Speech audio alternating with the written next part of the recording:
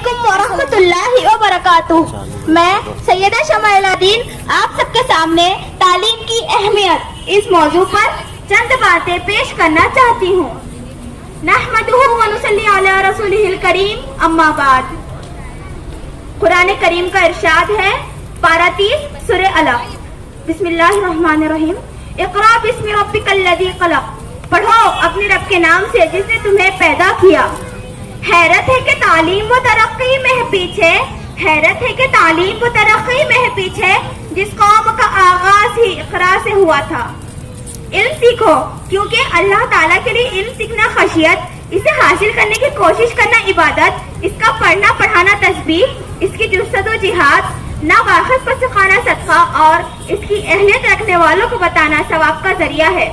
نیز علم تنہائی کا ساتھی، خوشحالی و تمدستی میں مددگار اور جنت کی راہ کا مینار ہدایت ہے۔ علم حاصل کرنے والوں کو اللہ تعالیٰ کامیاب و سرخرو کرتا ہے، وہ بھلائی کے رہنما ہوتے ہیں۔ علم حاصل کرنے والا بھی ایسا ہو جو باعمل ہو تو فرشتے بھی ان کی دوستی کے خواہاں ہوتے ہیں۔ طالب علم کے لیے ہر خشک و تر کے جاندار، سمندر کی مچھلیاں، آسمان اور اس کے ستارے تک مغفرت طلب کرتے ہیں۔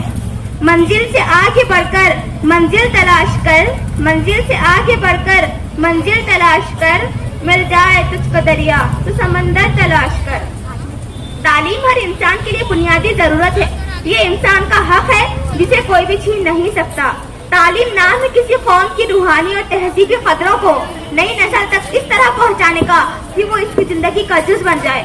جب بھی مسلمان علم اور تعلیم سے دور ہوئے وہ غلام بنا لیے گئے، یا پھر جب بھی انہوں نے تعلیم کے مواقع سے خود کو محروم کیا وہ بحیثیت قوم اپنی شناخت کھو بیٹھے۔